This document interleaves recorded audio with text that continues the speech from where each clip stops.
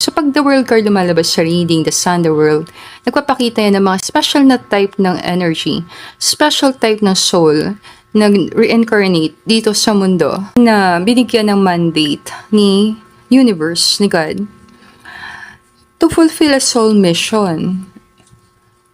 Nandun yung possibility. So pag meron kang mandate or soul mission, and maraming tao makikinabang, the world ang makikinabang, then yung possibility na maraming assistance manggaling kay universe, kay God, tumataas.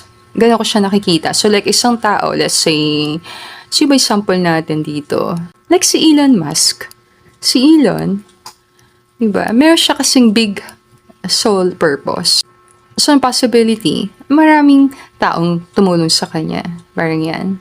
And normally, pag big ang soul mission mo, big ang mission mo, big ang vision mo, kailangan mo ng financial na kapital.